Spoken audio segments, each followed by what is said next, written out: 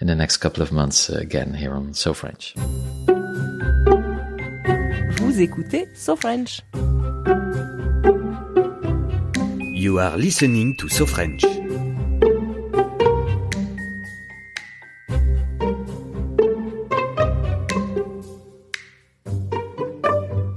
Now, there's another area where France is also trying to take lead in Europe, and that is when it comes to making the big companies and big tech companies, the so-called GAFAM, some say, pay taxes. Yeah, there's a new tax in town. It's even called the tax of the 21st century by the French finance minister Bruno Le Maire. He announced this week the GAFA tax, as you just mentioned, and that's an abbreviation the French often use for Google, Apple, Facebook, Amazon. GAFAM is then Microsoft. Microsoft, yeah, as well. All American companies. But they have one thing in common. They're very big in France, earning a lot of money, and they pay not a lot of taxes. So now Bruno Le Maire's proposition will be to impose a 3% revenue tax on these companies and also other digital companies with global revenues above 750 million euros and above 25 million euros in France. And Le Maire told reporters this week that he is building the tax of the 21st century, and that he hopes to restore fiscal justice. Now, why is he doing this now, actually? Well, the fact that the non-taxation of the GAFA companies is a big public issue here in France. It's something that has been debated and criticized, and talked a lot about in both the media, but also in normal real conversations between people. Then there's a great upset about the GAFAs not paying enough taxes. They're making a lot of money, but they are not participating to building up the society as considered by many here. And so, it France, comes right? Also in other European countries, of course. But especially here in France, with the Yellow Vest movement, having sort of put the country to a bit of a standstill over the last couple of months. This is one of the demands from the Yellow Vest protesters that, make those who make the most money pay and participate to build up this country. Yeah. Now, Bruno Le Maire wanted to do this actually European-wide because, these international companies, it's very difficult to pin them down to one single country. They're of course using that with all kinds of legal constructions, but of course morally very debatable. Now, France thinks that the European Union is not going quickly enough, and of course there's some European countries that don't want this tax. So now France decided to go alone, but Bruno Le Maire still hopes that it will be some kind of international tax. So I think there are some other countries thinking about it, like Britain and Spain, because it's of course a real issue. All these companies earning a lot of money and not paying any taxes. Yeah, and it's a whole issue, when we talk about social justice and, everybody needs to pay their fair share. And, we of course, seeing these big companies, and being a symbol as well for this new world order, is of course something that, many people see as very, very unfair. So, I think it's an important question. The problem, is of course how to construct this new kind of, taxation structures. It's a new, it's a new world and it's dematerialized. The products it doesn't exist in a physical world. So of course it asks completely new questions. And governments are always too late because these companies always one step behind, of course. Yeah, absolutely. And now some countries like Germany, they are afraid that because this is mainly hurting US companies, that the USA will impose similar taxes on European countries. So that's why that's one of the reasons. Especially on the German car industry. Yeah, that is what they're worried about, that there would be some kind of countermeasure. Yeah. And, Germany being the big car producer in Europe, they would be the hardest hit by such action. So, of course, I think that many are saying that this, is a first step and it's far from the ideal solution, but it's a way of trying to start elaborate some kind of new taxation in this new world. Yeah. And in a statement, a Google spokesperson said, "We always pay all of the taxes due and comply with the tax laws in every country we operate around the world." And that's interesting because they're probably, everything they do is legal, but there's so many loopholes and so many creative constructions that effectively they pay very little taxes. And so this is the whole point. It is legal, but it's not very moral.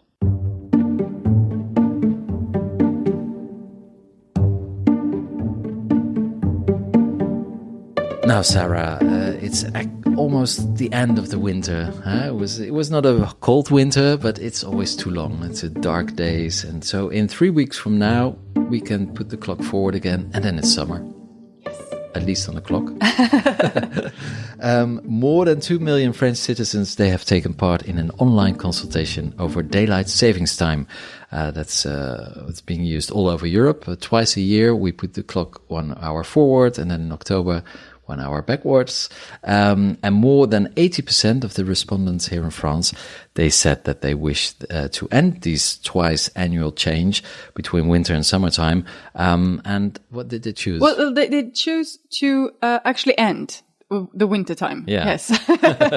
Because we all want summer all year round, right? Yeah, absolutely. And they're not on, it's not only them. Well, it was, I think about 84% said that they wanted to end this system. And it's not only the French, actually, because consultations like this, there was a pan-European consultation last year that was held, and almost 60% of those participants in that poll said that they also want to stop turning clocks back and forth. And the question is, of course, we can agree that we should stop switching and turning back the clock, but the question is, summer or winter? People are still a little bit divided about it. Well, I would say instinctively, I would say summertime, because we have very long evenings in Europe in the summer. That's very nice. You can sit outside and have a drink. But actually, it's not so good for your body, right? All those drinks, definitely not good for your body. That's another problem I have to deal with. No, I meant, of course, the summertime. So long days, and especially, of course, in Northern Europe, where sometimes it doesn't get dark before midnight. And but it's not very healthy, is it?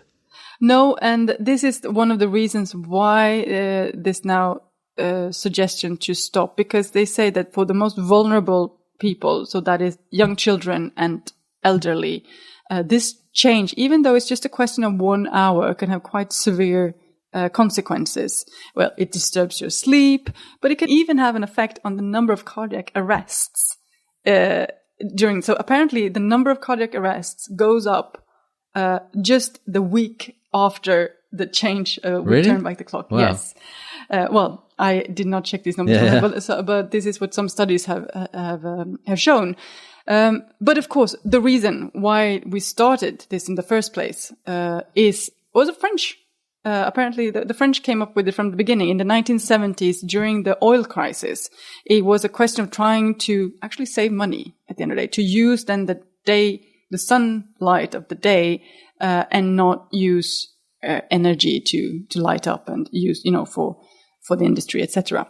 But what many are saying that nowadays, with the low energy lighting bulbs, etc., it doesn't cost that much to light up 1 hour more in the morning or in the evening. So we don't need, and the cost when it comes to the health, for example, it's much higher. It's much higher than the money you save.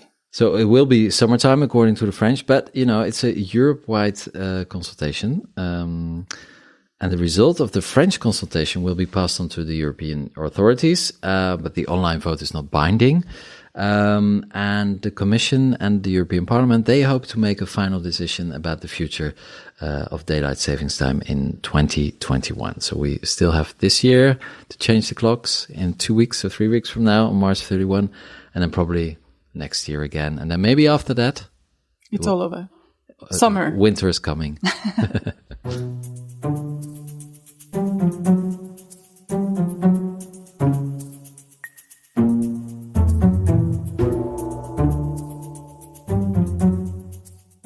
And now finally, a sweet story to end this edition. Maybe you, as a listener, dear listener, you were not aware, but there has been a war raging here in France. For decades. And it involves a very beloved French delicacy, the pain au chocolat, or should we say...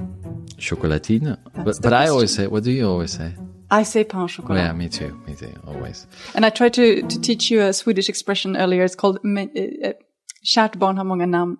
In Sweden, we say there's something that you love, you can call by many, many names. And this goes very well in this story. Anyways, this is the croissant-like pastry. If you come from the south, especially from the southwest, it would go by the name of chocolatine. Yeah. But if you're from the rest of the country, especially from the north, it would go by the name of pain au chocolat. But I think actually people in the north don't really care, and it's a real deal for the southwest. It's almost true. like a religion. It's true. Yeah. It's true. They're much more, defending the chocolatine in the southwest than because it's already been, the war is already won. But the question of what to call this pastry even went as far as the French National Assembly last year, because there were a bunch of MPs who put forward a proposition to protect the name chocolatine. Well, it didn't go very far and it was rejected. And now, this war has been ongoing between the two names. And France's Bakers Federation, just that name. Very serious organization. Very serious in a country organization that takes bread very seriously. Well, they decided to go all the way, to get the real answer to this, and they ordered a poll. And what did they come Well, it's pain au chocolat. 84% of the French, they say pain au chocolat. So, not a lot of people say chocolatine, except for, indeed, the Southwest, Nouvelle-Aquitaine, the region. There, 63% of the people say chocolatine. So they're it's like a village of Asterix and Obelix, They resist. Nobody says chocolatine, but they do. But good to know if you're going on holiday or somewhere around the Bordeaux region or, don't be surprised if they will look, if you ask for pain au chocolat and they will tell you that they only have chocolatine available, Yeah. You know what I always order in Bretagne when I'm there? No. Queen Amman. Have you ever eaten that? No, I don't know. That's delicious. And they only have it in Bretagne. Queen Amman. It's like a very sweet, sugary, sticky cake. So that's how I avoid this very, very dangerous issue of chocolatine and pain au chocolat. And that was today's tip from Stéphane on what to order next time you go to French boulangerie. Yeah. Actually, you see it more and more in Paris, the Queen Amman. So there's a sort of Britain invasion from this delicacy. Maybe one day it will replace the chocolatine or the pain au chocolat. I don't know. But if you've never eaten it, order Queen Amman. It's really, really delicious. Now, with this, we wrap up this edition of So French. We hope you have enjoyed it. Please follow us on Twitter. It's @SoFrenchNews. And you can listen to us on iTunes, Spotify, Stitcher, and even on YouTube. And if you would like to contact us, please mail us on news@sofrench.news. Don't forget to rate us in iTunes and please leave a review. And if you are in Paris, you can also listen to us on air on World Radio Paris, the station with a lot of excellent shows in English. And if you like French music, check out our free playlist on Spotify, which we update regularly. Just search for So French Music or click the link on our website. We'll be back in 2 weeks with a new episode of So French. We hope you will join us then. Thank you for listening. Au revoir.